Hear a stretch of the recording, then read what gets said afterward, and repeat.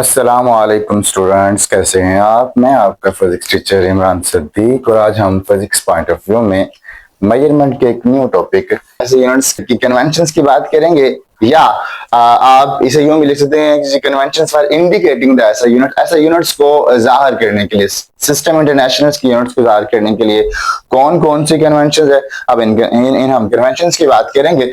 पहली कन्वेंशन है जी कि किसी भी यूनिट को जाहिर करने के लिए आप हमेशा उसका सिंबल यूज करेंगे, ना कि आप उसकी एब्रिविएशन यूज करें। जैसे कि हम यहाँ लिख रहे हैं जी 0.5 एम्पेयर और यहाँ भी लिख रहा हूँ 0.5 ए। तो स्टूडेंट्स, अगर आपने एम्पेयर लिखना है तो एम्पेयर की आपने एब्रिविएशन को यूज नहीं करना, बल्कि एम्पेयर की आपने सिंबल को यूज करना है। सेम एज 15 सेकंड में सेकंड की आपने एब्रिविएशन नहीं डालनी, बल्कि आपने क्या करना है, सेकंड के लिए आपने इसका सिंबल यहाँ इंडिकेट करना है जी। तो उसका मतलब है ये हमारे पास एक रॉन्ग मेथड है और ये हमारे पास एक राइट करेक्ट मेथड है जी।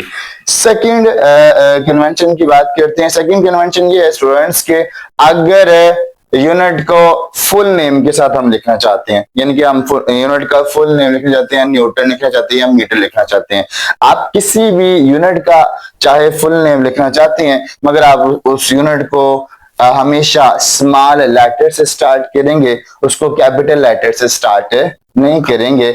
ओके जी। Full name of unit does not begin with the capital letter, initial capital letter. तो यूनिट के फुल नेम को जाहिर करने के लिए आपने उसका स्टार्टिंग लेटर बिल्कुल कैपिटल नहीं करना, चाहे ये किसी साइंटिस्ट के नाम पर ही क्यों ना हो, यानी कि चाहे ये न्यूटन के नाम पर है, एम्पेयर के नाम पर है, पास्कल के नाम पर है। अगर आप इसका फुल नेम लिखना चाहते हैं तो फुल नेम लिखने के लिए आपने स्टार्टिंग सिंबल भी लोअर केस में लिखना है। This is our correct form. Okay students, next इसकी थर्ड कन्वेंशन की बात करते हैं। थर्ड कन्वेंशन में ये है कि हम कहते हैं कि जी अगर हमारे पास जो यूनिट्स हैं वो सिंपल है, किसी साइंटिस्ट के नाम पर नहीं है, सिंपल यूनिट्स हैं, अगर आप उन सिंपल यूनिट्स के सिंबल को जाहिर करना चाहते हैं तो क्या करेंगे, उनके नाम का जो पहला लेटर है हम उसे लोअर केस में लिखेंगे। The symbol of unit always written in lower case. Okay, if the units are not after the name of scientist, अगर यूनिट साइंटिस्ट के नाम पर नहीं है, साइंटिस्ट के नाम वाली बात हम नीचे कर रहे हैं, अगर साइंटिस्ट के नाम पर नहीं है, सिंपल यूनिट्स है, मीटर है, सेकंड है और बहुत सारे यूनिट्स हैं जी, तो आपने क्या करना है, उसके सिंबल को जाहिर करने के लिए उनका initial letter small letter lower case वाला लेटर आपने क्या करना जी, यूज करना जी। मीटर के लिए स्मॉल एम, सेकंड के लिए स्मॉल एस। ओके जी, अब हम फोर कन्वेंशन की तरफ मूव करना चाह रहे हैं जी। फोर कन्वेंशन में ये है कि अगर एक यूनिट साइंटिस्ट के नाम पर है और उस यूनिट का हमने सिंबल जाहिर करना है, उस यूनिट का सिंबल जाहिर करने के लिए आप उस साइंटिस्ट के नाम का इनिशियल लेटर कैपिटल कर, आप क्या करें जी, उस साइंटिस्ट के नाम का इनिशियल लेटर है और इनिशियल लेटर जो कि हमने क्या किया जी, कैपिटल कर दिया जी। The symbol of unit after the name of scientist has initial capital letter. उसका जो इनिशियल लेटर उसे हमने क्या करना है जी, कैपिटल करना है जी। न्यूटन के लिए एक का सिंबल क्या होगा, capital N. Same as watt का यूनिट क्या होगा, वाट का यूनिट उसका इनिशियल लेटर उसे हम कैपिटल डब्ल्यू से जाहिर करेंगे। सिर्फ एक सिंबल यूज करना है, एक लेटर, और जो वो पहला होगा उसे हमने क्या करना है जी, कैपिटल कर देना है। पास्कल के लिए पी को हमने कैपिटल कर देना है और एम्पेयर के लिए हमने क्या करना है जी, ए को कैपिटल कर देना है। इनको अगर यूनिट साइंटिस्ट के नाम पर है तो उनका जो नाम का पहला लेटर उसे हमने क्या करना है जी, बड़ा कर देना है, कैपिटल कर देना जी। ओके जी, फिफ्थ कन्वेंशन की बात करते हैं। फिफ्थ कन्वेंशन ये है स्टूडेंट्स के, आप जब भी नंबर्स को ऐसा यूनिट्स में लिखेंगे तो ऐसा यूनिट्स में आप इनकी प्लूरल फॉर्म को यूज नहीं करेंगे। प्लूरल फॉर्म ये है कि आप इंग्लिश में चंद ग्रामेटिक रूल्स पढ़ते हैं कि जी अगर आप सिंगुलर और प्लूरल में फर्क करना चाहें तो प्लूरल में आप एस या ई एस का इजाफा करते हैं, मगर यहाँ ऐसा यूनिट्स की कन्वेंशन में ऐसा नहीं है। यानी कि अगर मेरे पास 1 किलोग्राम है तो समझ आ रही जी 1 kg, लेकिन अगर मैं लिखना चाह रहा हूं जी 2 kg तो मैं 2 kg एस नहीं लिखूंगा या 2 kg ई एस नहीं लिखूंगा, मैं इसे 2 kg ही लिखूंगा या मैं इसे 10 kg ही लिखूंगा। हमारे पास जितनी मर्जी क्वांटिटी है, इस क्वांटिटी की वैल्यू को ज्यादा जाहिर करने के लिए आप इसके साथ, आप इसके ऐसे यूनिट के साथ एस या ई एस का इजाफा नहीं करेंगे, सिंपली लिखेंगे ग्राम या किलोग्राम। ओके जी, यानी कि अगेन बता रहा हूं कि जी ऐसे यूनिट्स के साथ आपने प्लूरल फॉर्म नहीं लिखनी, यानी कि ऐसे इसका इजाफा नहीं करना, सिंपल लिखना जी। इसके बाद फिफ्थ कन्वेंशन की तरफ मूव करते हैं जी। अगर आप एक पूरा सेंटेंस लिख रहे हैं और सेंटेंस के दरमियान या कोई भी आंसर लिख रहे हैं, चाहे आप अकेला नंबर लिख रहे हैं, मगर अगर आप ऐसे यूनिट्स के साथ कोई वैल्यू इंडिकेट करना चाह रहे हैं या अगर आप ऐसे यूनिट को हाईलाइट करना चाहते हैं, तो हाईलाइट करने के लिए आपने कोई भी कॉमा या इन्वर्टेड कॉमा को यूज नहीं करना है, आपने इन्हें सिंपल अपराइट टेक्स्ट में लिखना है जी। अगेन सुन लें, आप कहीं भी ऐसा यूनिट्स को हाईलाइट करने के लिए इन्वर्टेड कॉमास या कॉमास को यूज नहीं करेंगे, बल्कि आप क्या करेंगे, इन्हें आप सिंपल जैसे आप सिंपल तरीके से लिखते हैं उसी तरह लिखेंगे अपराइट स्टाइल में जी। नेक्स्ट सेवंथ कन्वेंशन की तरफ मूव करते हैं। सेवंथ कन्वेंशन ये है स्टूडेंट्स कि आप जब भी किसी भी ऐसा यूनिट को लिखेंगे तो ऐसा यूनिट के एंड पर आपने डॉट या फुल स्टॉप नहीं डालना। अगेन सुन लें जी, अगर आप क्या कर रहे हैं जी, आप कोई वैल्यू लिख रहे हैं विद ऐसा यूनिट, तो उस ऐसा यूनिट के एंड पर या यूनिट्स के दरमियान आपने कभी भी डॉट या कोमा नहीं इजाफा करना है, आपने बिना डॉट और बिना कोमा के क्या लिखना है जी, इन ऐसा यूनिट्स को लिखना है। मगर अगर ये वैल्यूज सेंटेंस के आखिर में आ रही है, अगर ये जुमले के आखिर में आ रही है, तब आप जुमले के आखिर पर फुल स्टॉप डाल सकते हैं जी।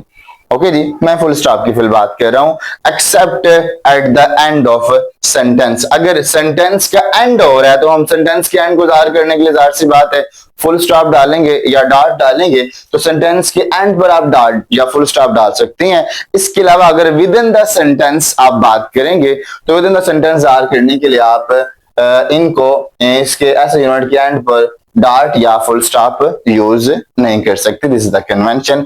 8 कन्वेंशन में ये है स्टूडेंट्स कि अगर आप यूनिट के साथ प्रीफिक्सेस को लिखना चाहते हैं, स्टूडेंट्स ये हमारे पास यूनिट है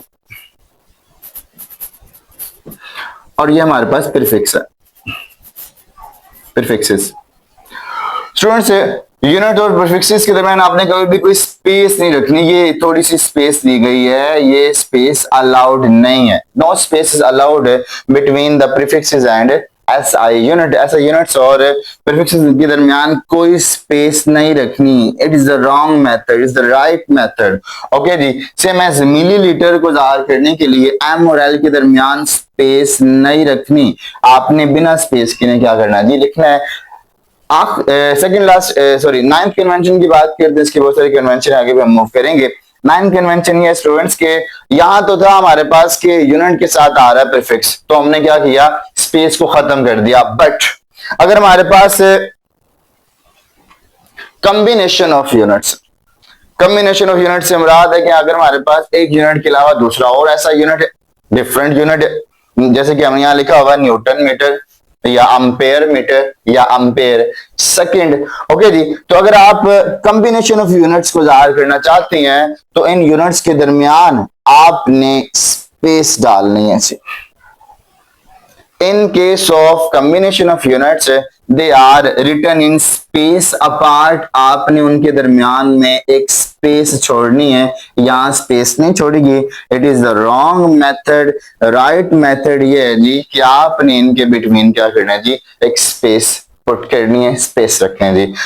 यहाँ हमारे पास आखिरी सॉरी 10th कन्वेंशन है। 10th कन्वेंशन ये है कि compound prefixes are not allowed. Compound prefixes ये है कि हमारे पास इस केस में एग्जांपल थी कि अगर हमारे पास 1 10 की पावर -12 है, हम इसे 1 10 की पावर -6 10 की पावर -6 नहीं लिखेंगे, हम वो प्रीफिक्स ढूंढेंगे जो कि इसकी सारी की सारी पावर को अकोमोडेट करेगा। यानी कि आपने 2 बार माइक्रो माइक्रो या मिली मिली या सेंटी सेंटी या फेम्टो फेम्टो नहीं लिखना।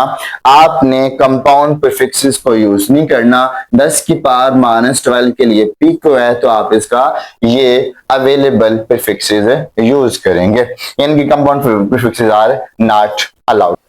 ऐसे यूनिट्स की कन्वेंशन में हमारे पास 11वीं कन्वेंशन है। 11वीं कन्वेंशन ये है स्टूडेंट्स के, जब भी कोई भी मल्टीपल के ऊपर कोई बेस है, when multiple is raised to a power, तो जो उसकी पावर है वो पावर सिर्फ ऐसा यूनिट को नहीं मिलेगी बल्कि वो पावर तमाम मल्टीपल्स को मिलेगी। अगेन सुनने दी, यानी कि अगर हम किलोमीटर की होल पावर की बात करें तो किलोमीटर की होल पावर से मुराद हरगिज नहीं है कि ये पावर सिर्फ ऐसा यूनिट की है। ये ऐसा यूनिट के अलावा साथ इसके अगर कोई और भी यूनिट है या अगर इसके साथ कोई प्रीफिक्सेस है तो ये पावर उसको भी क्या करेगी, आप डिवाइड करेंगे। तो हम ये कह सकते हैं जी, if a multiple is raised to some power then this power is not associated with only base unit, या ऐसा यूनिट आप इसे बेस या ऐसे यूनिट के साथ एसोसिएट नहीं करेंगे बल्कि this power associated to the whole multiple, ये सारे के सारे मल्टीपल के साथ क्या होगी,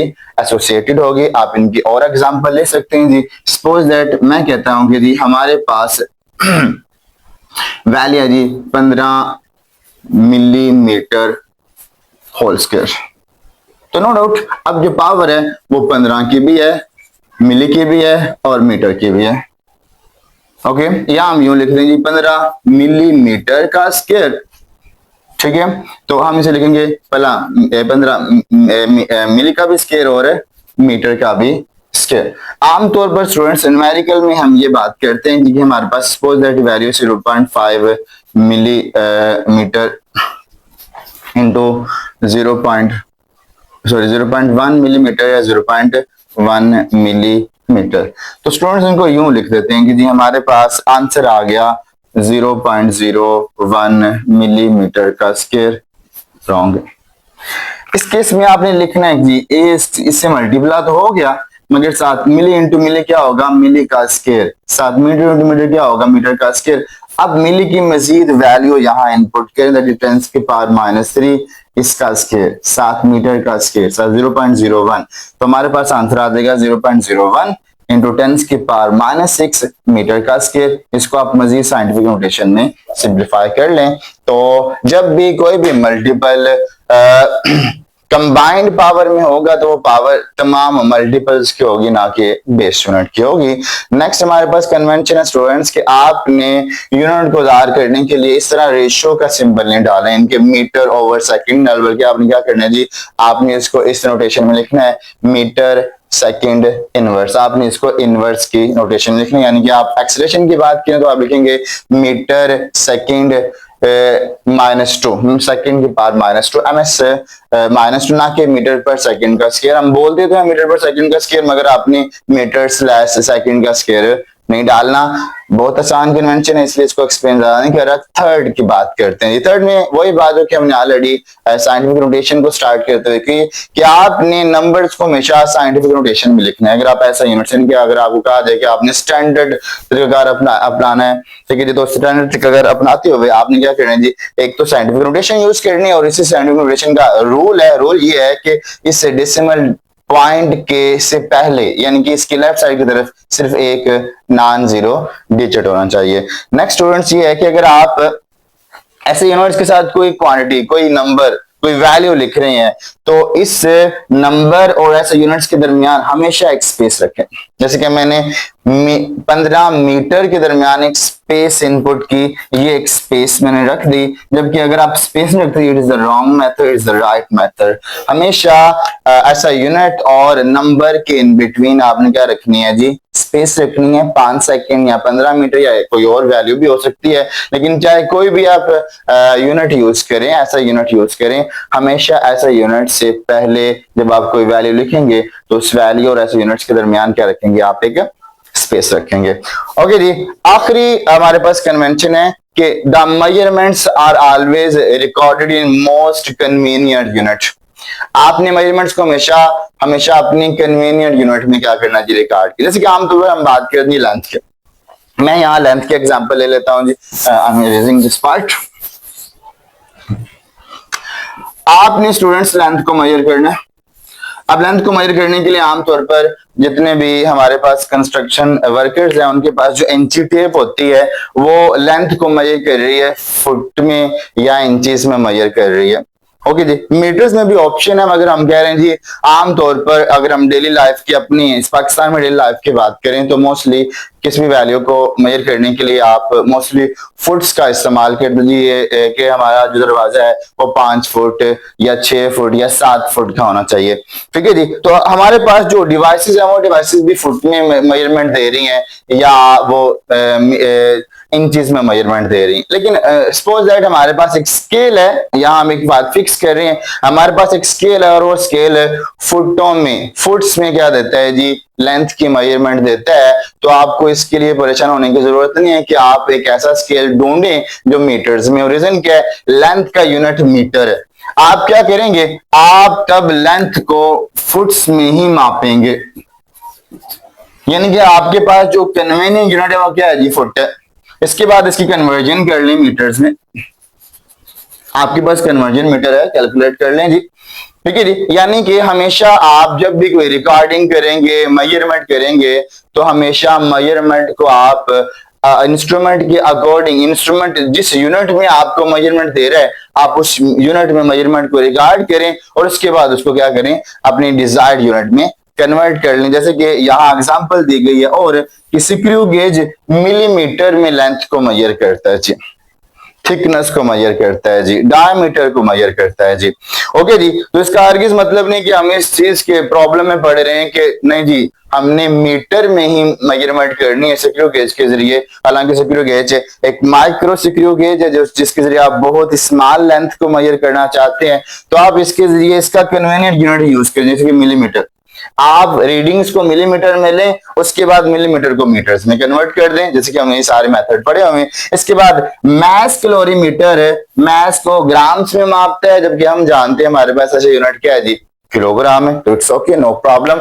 आप मास कैलोरीमीटर के जरिए अगर आप मास को मेजर कर रहे हैं तो आप ग्राम्स में मेजर करें, और ग्राम से मेजर करने के बाद उसको कन्वर्ट कर लें किलोग्राम में। या अगर आपके पास कोई डिवाइस है वो पाउंड में मेजरमेंट दे रही है तो आप पाउंड में मेजर करें, उसके बाद उसको किलोग्राम में कन्वर्ट कर लें। आपके पास कोई भी टूल है, मेजरमेंट टूल है, उस टूल के जरिए वो टूल जिस भी यूनिट में आपको मेजरमेंट देता है उस कन्वीनियंट अवेलेबल यूनिट में मेजरमेंट करें और इसके बाद उसको अपने डिजायर्ड यूनिट में कन्वर्ट कर लें। ओके स्टूडेंट्स, आज का ये लेक्चर था, आई होप आपको समझ आया होगा।